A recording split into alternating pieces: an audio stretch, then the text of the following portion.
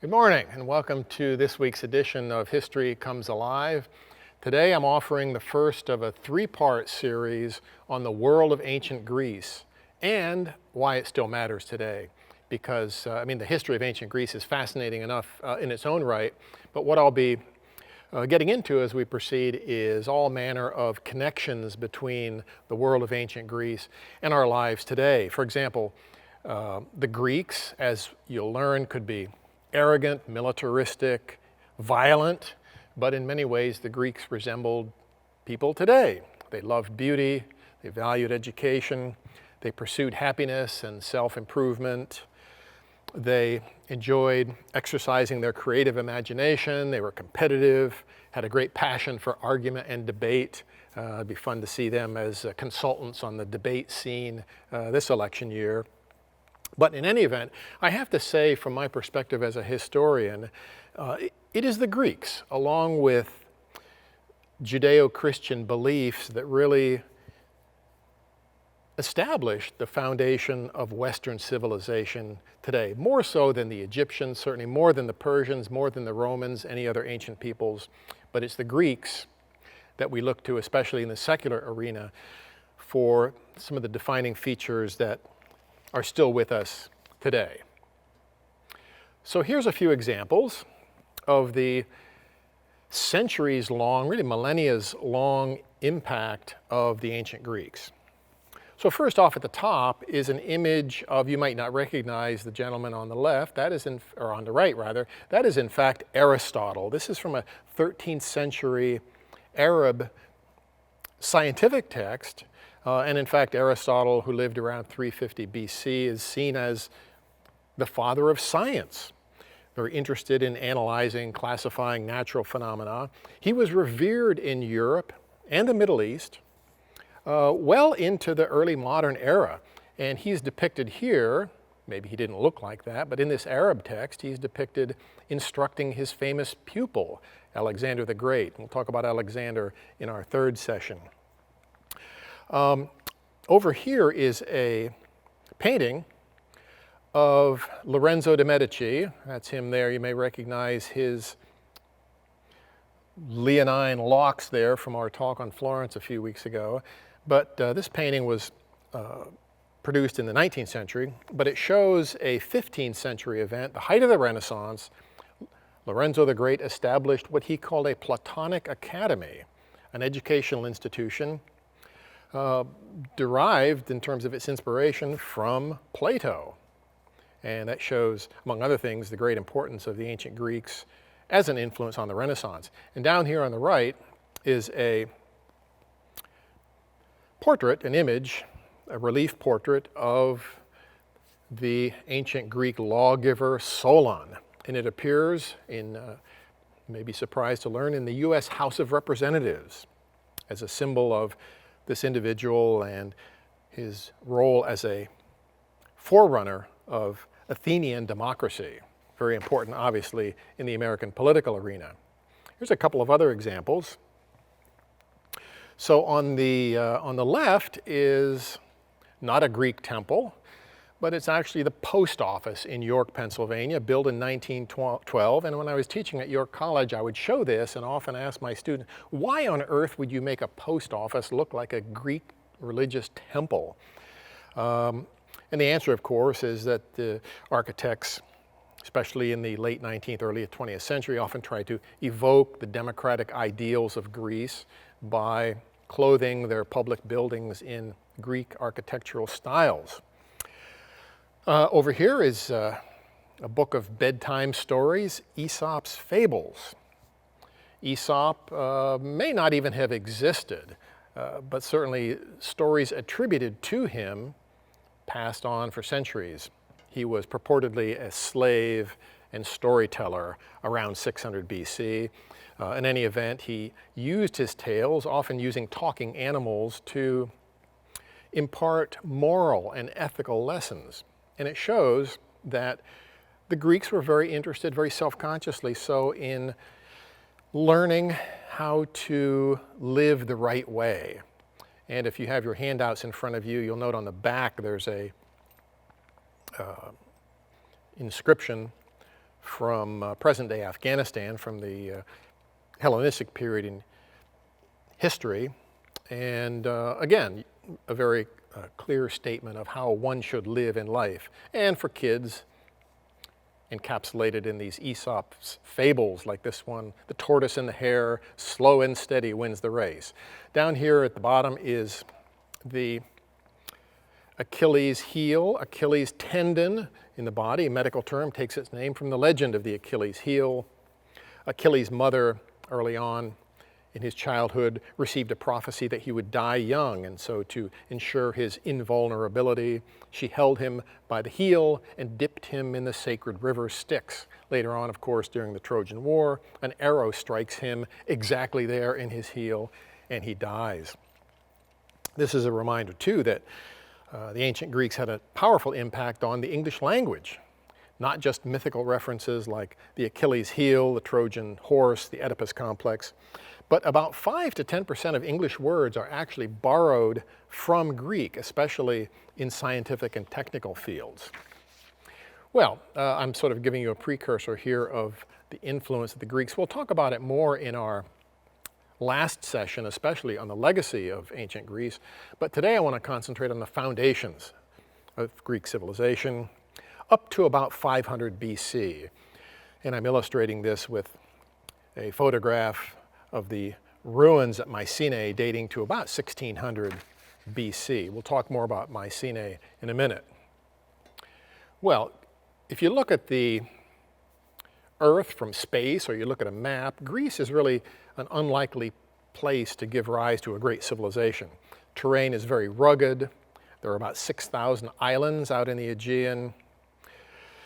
And this rugged terrain led to political fragmentation. So Greek culture consists of shared ideas, shared language, shared practices, but there was never a unified nation called Greece until the 19th century.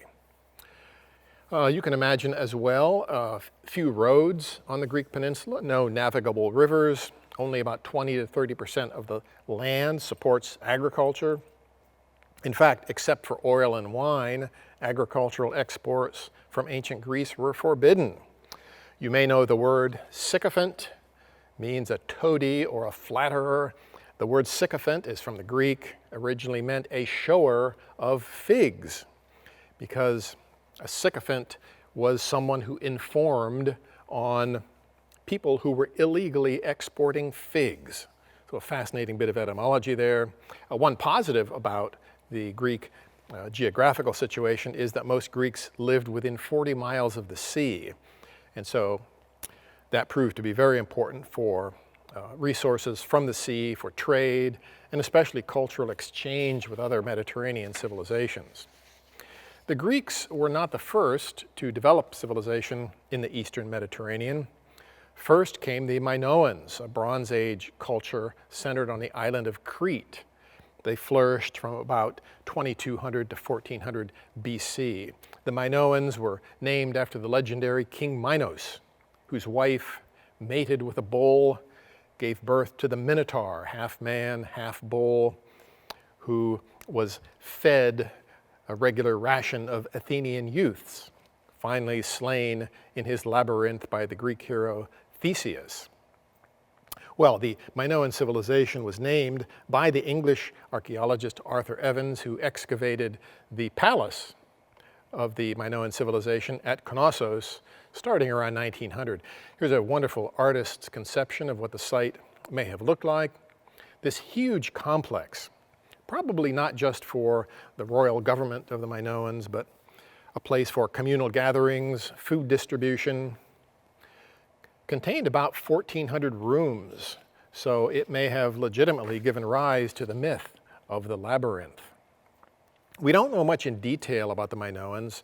Their alphabet, called Linear A, has never been deciphered, but it was evidently a peaceful, prosperous society with a taste for luxury and recreation. There's a famous fresco of leaping bulls, evidently a form of entertainment, show off physical prowess. And lively frescoes like this, many of them have been recreated in modern times on the walls of the palace at Knossos. Very fascinating, and a lot of them incorporate this motif of a dolphin. The motif is so well recognized that I was amazed. If any of you have been to SeaWorld in Orlando, Florida, imagine my surprise when I found that same dolphin scheme adapted from the ancient Minoans at the gift shop for the Voyage to Atlantis attraction at SeaWorld. So you know when Disney incorporates a bit of culture, it's definitely arrived. It actually never went away, for that matter. Speaking of Atlantis, there was a thriving Minoan community on the island of Santorini. Here's a fresco that was quite recently excavated at the settlement of Akrotiri on the island of Santorini. Shows a nautical scene, a boat here in port. Unfortunately, the people of Santorini lived around the crater of a collapsed volcano, which erupted while their civilization was flourishing around 1600 BC, and the island was destroyed, one of the largest volcanic eruptions in history. That story was passed down and maybe gave rise to the legend of the lost city of Atlantis. There you have it on the left. Well, not actually an artist's conception, again, of this lost Minoan city of Atlantis. Although actually, Plato, writing about 1200 years after the event, put Atlantis out into the Atlantic Ocean. So we're not quite sure where it was, if ever it was anywhere, but it's a wonderful story. Around 1600 BC, a new civilization emerges. This one is on mainland Greece, the Mycenaeans, an advanced culture of fiercely independent states. One of them was Pylos, shown here. The Mycenaeans eventually came to rule over the Minoans on Crete, either by military conquest or maybe some sort of mutual accommodation. And it's worth noting that among the Minoans, a very peaceful society, there were no walled cities. But in Mycenaean culture, massive stone walls dominate the construction. You can see them here in this reconstruction, and you can see them in reality here, this Lion's Gate at Pylos. This style of massive stone construction was called Cyclopean stonework by the ancient Greeks, as though only the one-eyed giant Cyclops could have built it. But in fact, historians believe that this style of building was actually appropriated by virtue of cultural contacts with Egypt at the time. Here's a restoration of the throne room at Pylos. Suggests the power and wealth of the Mycenaeans. In the royal bathroom, in fact, archaeologists have discovered indoor plumbing and a carved bathtub. They also found this writing over here called Linear B, a script adapted from Linear A, which they have been able to translate, and it turns out that this is the earliest written form of what became the Greek language. This gold mask over here is from another Mycenaean site. It was discovered in 1875 by the German archaeologist Heinrich Schliemann. He incorrectly referred to it as the Mask of King Agamemnon. More on Schliemann in just a few minutes. Around 1200 BC, Mycenaean civilization and most others around the Eastern Mediterranean went into a swift, inexplicable decline, sometimes referred to as the Bronze Age collapse, which is highlighted in the fascinating book I'm showing there on the screen. What happened in the 12th century, a perfect storm of military raids, migrations, internal rebellions, drought, famine, earthquakes, all of which documented either in the archaeological record or in the literary sources.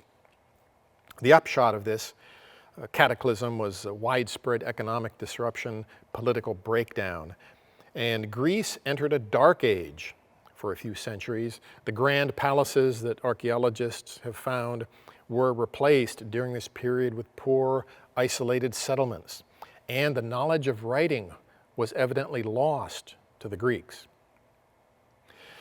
But during this period, oral tradition kept alive memories of a great heroic past.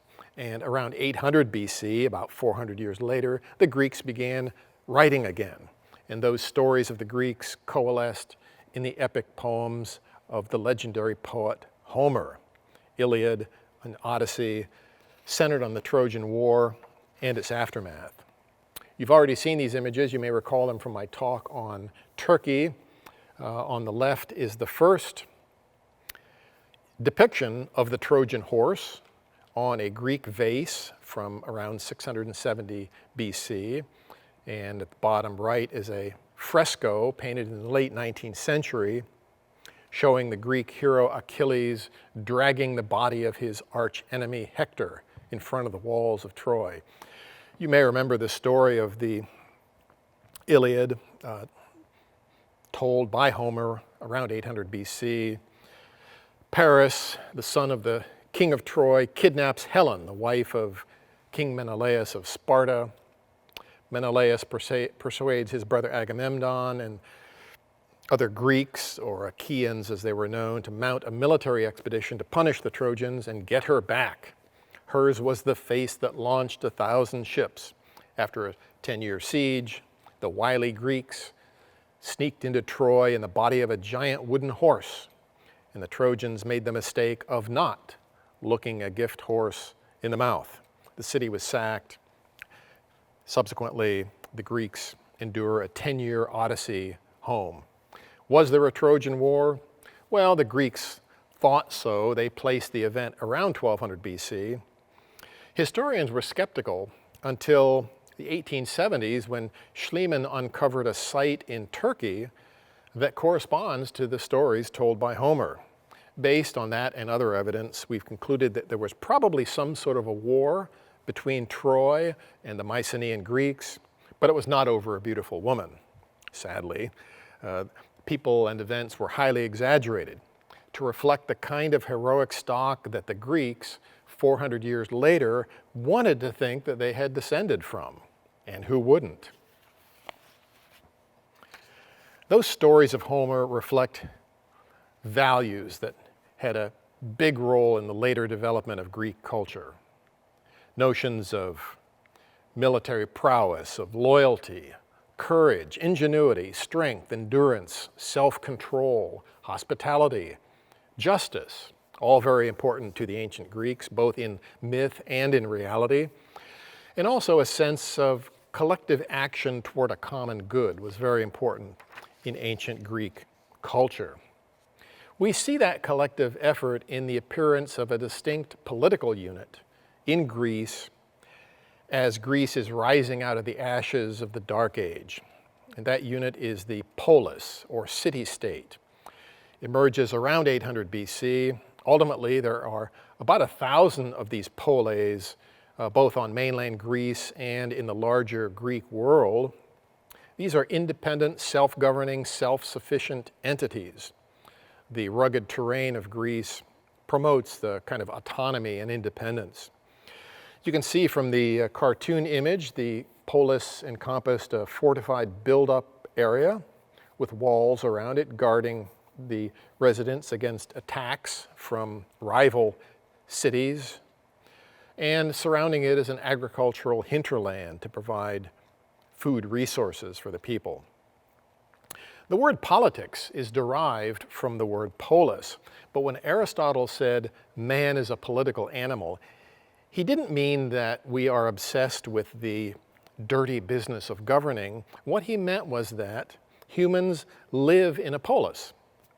This is the natural state of existence for ancient Greeks. If you do not live in a polis, a city, you are either a savage beast or a god. And you can imagine this political organization of the polis is a tight-knit community. Fosters a sense of civic pride, social cohesion, a sense that we're all in this together. Everyone in the polis has a stake in the city's survival and success. And this, in fact, contributes to the development of democracy, rule by the people, which we'll explore in more detail next week. But for now, begs the question, who are the people of ancient Greece? Well, as a general rule, everyone in ancient Greece who was born of free parents was a citizen with legal equality. But of course, like most ancient societies, there was an economic and social hierarchy. Most ancient Greeks, most free Greeks, were peasant farmers. Inside the city, craftsmen and merchants plied their trade. Here you can see some merchants painted on an ancient Greek pottery vessel. At the top of society was a wealthy elite, like this young lad here with plenty of leisure time. He's shown being entertained by a dancing slave girl. Speaking of slaves, about 1/3 of the population of ancient Greece were slaves, working in the mines, the quarries, the workshops, mostly working on farms. But there were no slave revolts, with the exception of Sparta, which I'll talk about next week. Most slaves were working in the fields alongside their masters often. Free farmers might own 1 or 2 slaves, but they rarely abused them. And the power of the slave's master was not absolute. But again, as with ancient Rome, a very important component in the social and economic, especially, life of ancient Greece. Well, by 600 BC, Greece is a productive and prosperous society. As its population expands, there's a resource crunch, and so the Greeks become ever more dependent on seaborne trade, importing grain, importing timber, iron, tin, and what they export is wine and oil, and especially the pottery containing them, like these amphorae, shaped, as you can see here, to fit inside the hull of a Greek merchant ship. Greeks would migrate from the mother city here in the Greek peninsula all around the Mediterranean basin. Plato referred to the Greeks as frogs around a pond. This migration was encouraged, and permanent outposts, colonies for trade, agricultural production, established from the Black Sea all the way to Spain. Just a couple of examples here. Here's a Greek city, Neapolis, the new city which evolved into today's Naples. Over here in France, note this colony around Marseille, France. The first vineyards in Western Europe were not established by the Romans, but by the Greeks along the Rhone River, which runs north from Marseille. And note also this area here, this area of Greek settlement on the western side of Asia Minor, or present-day Turkey. This is a region known as Ionia. Here, Troy, by the way, is right here. But this is Ionia, will be very important in later on in our discussions of Greek history. Well, let's return to that typical polis, or city-state in ancient Greece. Note the high ground. And what is up here? A temple. And this platform is referred to as the Acropolis. The most famous Acropolis we know, of course, is in Athens, but it's a generic term. This is the heights of the city, and on it is a temple, close to the heavens, which leads us to an appreciation for Greek religion. Religion was an enduring element of what it meant to be Greek. The Greeks had no elaborate religious doctrines. They had no sacred texts or formal institutions. Their religion was focused on communal worship of the gods through prayers and offerings. Here is an animal sacrifice being undertaken here on this fresco. These rituals were often led by priests or priestesses, women.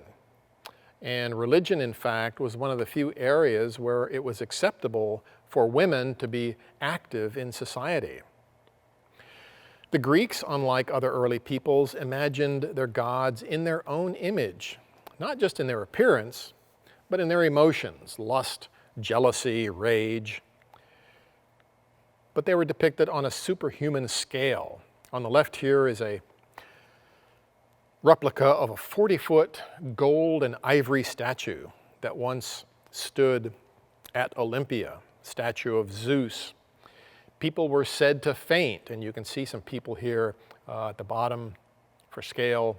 People were said to faint when they walked into the temple and saw the god. He was believed to be physically present in the temple.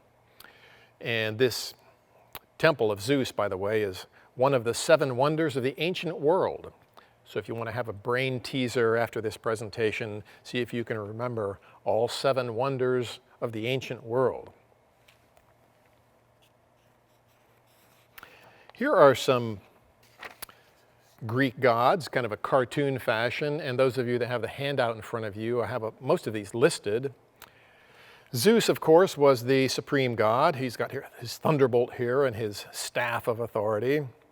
But he's joined by many others in the Greek pantheon, representing natural forces, representing idealized virtues like wisdom and love. Some represented occupations like agriculture, hunting. This slide and the back of the handout may bring back memories from your elementary school days. Maybe you, like me, were fascinated by the mythology of the ancient world and enjoyed studying and memorizing these Greek gods and goddesses, as well as their Roman counterparts, who adopted different names but very often had very similar attributes. Now, a point to make here is that although the ancient Greek gods might have sex with humans, they did not love them. But if you showed the gods proper honors, they might intervene to bring victory in war or protection from plagues or earthquakes. So there's no notion of the gods providing spiritual salvation. That's a Judeo-Christian idea. The notion of deities in ancient Greece, very much a transactional business. One of the most famous religious sites in ancient Greece is the Temple of Apollo at Delphi. It was considered the navel of the universe, the literal center of the Greek world. And at Delphi, a priestess known as the Pythia, shown here, served as an oracle. She passed on words of prophecy and advice straight from Apollo to anyone willing to pay her fee. She sat on a bronze tripod over a crack in the earth, which we now speculate emanated volcanic fumes that accounted for her trance-like state. Alongside the Pythia, these male scribes would write down the meaning of her otherwise unintelligible speech. Even translated into Greek, her message was often cryptic. For example, during the 6th century BC, the story is told that King Croesus of Lydia in western Turkey, I mentioned him as the inventor of coinage earlier in my talk on Turkey. King Croesus was being oppressed by the Persian Empire to his east. He traveled all the way to Delphi and asked the oracle what he should do. And the answer was, if you go to war against the Persians, you will destroy a great empire. Well, Croesus did that, but it was his own empire that fell to defeat. I should note, carved over the entrance of the oracle at Delphi was the best advice of all. Know thyself, a very Greek conception of self-knowledge. Well, self-knowledge was important to the Greeks because they didn't spend much time worrying about the next life. They were mostly indifferent to your fate after death. They felt that you would become a shade or a ghost in some murky realm, not really heaven or hell, but just sort of a very uninteresting, dull place to spend eternity. There were several mystery religions, they were called, that had elaborate secret initiation rituals that held out the promise of a good life both now and into eternity. but we don't know much about them. That's why they're called mystery religions. For the vast majority of Greeks, immortality was won through great deeds that guaranteed that you would live on in the collective memory of society. Those great deeds were central to the Greek notion of excellence, arete, excellence from which the term aristocrat is derived, excellence in every human endeavor. The Greek ideal was to gain fame through individual achievement, especially when that involved the agony of competition and struggle. Struggle, of course, in ancient Greek, agon. The Greeks were highly competitive, whether in warfare, politics, playwriting, which we'll talk about next week, or athletics. And there's no better way to see the competitive spirit of the ancient Greeks on display than in the Olympics, where violence and victory were metaphors for life itself. So I'm going to exit my slides for a moment and bring up an excerpt from a fascinating National Geographic documentary. And you'll notice a very famous sportscaster weighs in towards the end of this 4-minute segment. If the lowly Greek humans earned the gods' favor, they could even achieve godlike status for themselves and have their names sung across all eternity. I think this is one of the reasons that the Greeks achieve so much, is that they have this notion that the best way to become immortal was to do something in your life that made you worthy of immortality. It was an idea so ingrained in their culture, they even conjured a place where people from all rungs of society could prove their worth. This is Olympia. It began like the many other religious sanctuaries across Greece. But starting in 776 BC, events would take place in this very arena that would give mortals a shot at immortality and unite the Greeks in the process. Athletes at the peak of performance flocked here from hundreds of Greek city-states to run, jump, wrestle, box, throw, and compete for the favor of Zeus. The Olympics. People came from all over the Greek-speaking world. The best chariot racers came from North Africa, from Libya. Some of the best sprinters came from southern Italy. The boxers came from the Greek islands, and they would bring their pack of fans with them. All that was required was that you had to be Greek, which means they had a sense for what that was by then. You had to be male, and you had to be naked, preferably slathered in olive oil. The ancient Greeks absolutely delighted in beauty, and they delighted in the beauty of the physical form. They saw men's bodies as absolutely as beautiful in a different way as women's bodies. They oiled themselves with olive oil, partly to help get a nice tan, but also for the combat sports to make it less easy for their opponents to get a grip on them. Nearly 3,000 years after the first Olympics, modern competition is a little different.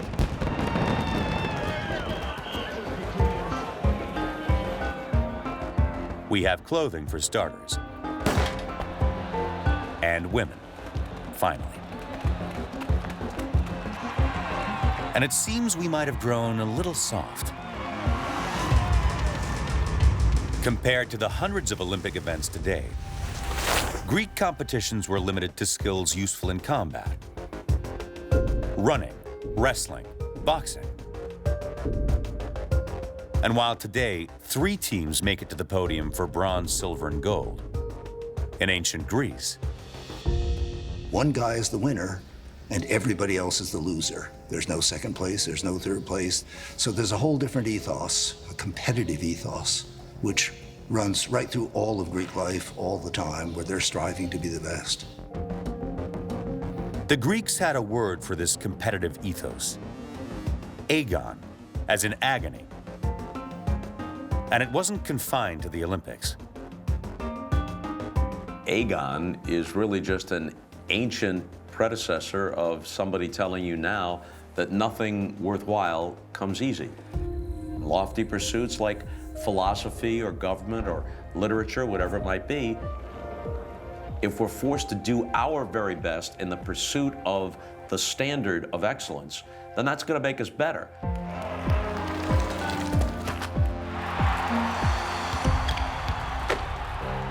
When it came to putting agon on display, the Olympics weren't the only game in town.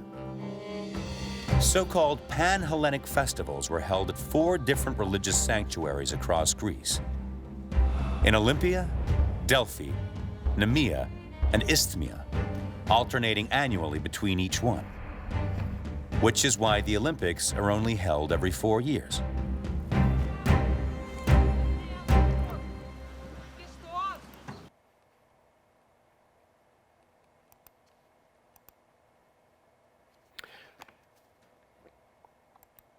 Okay, I'm going to pause now and see if we have any questions that have come in so far.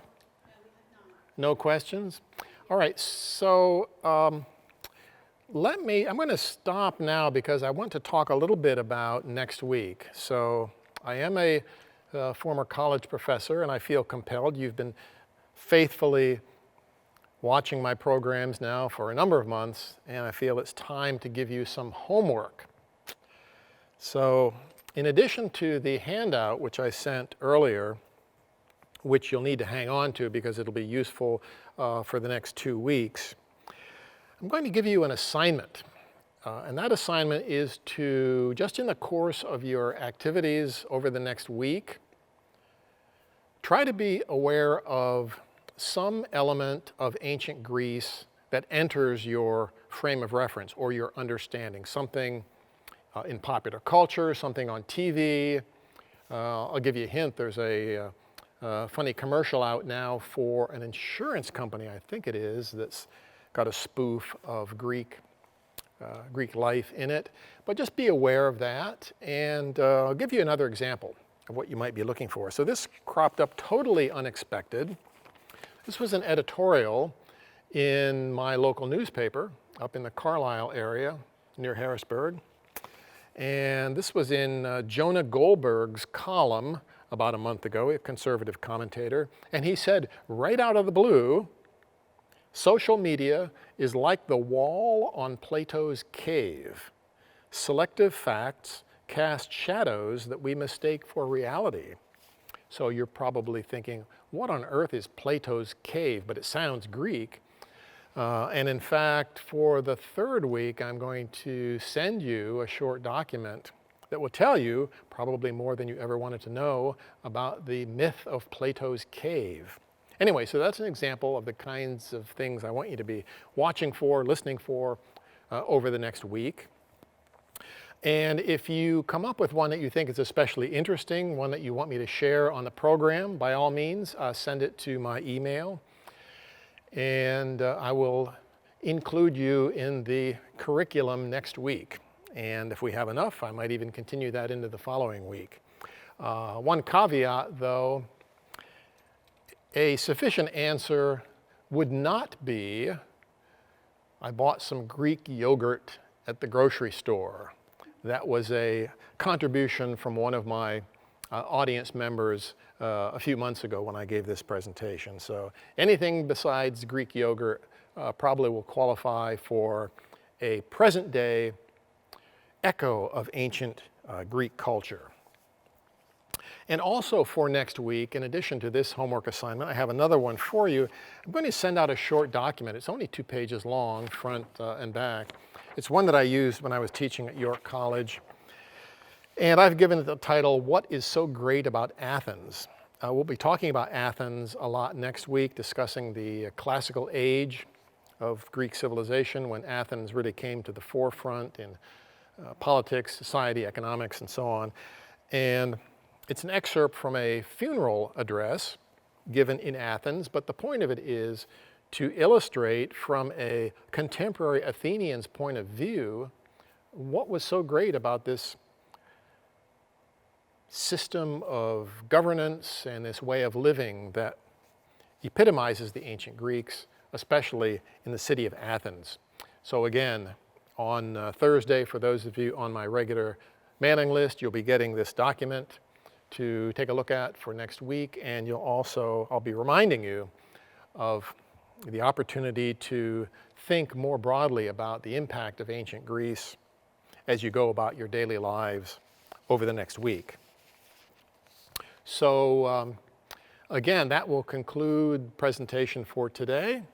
I thank you for watching, and I look forward to seeing you again next week.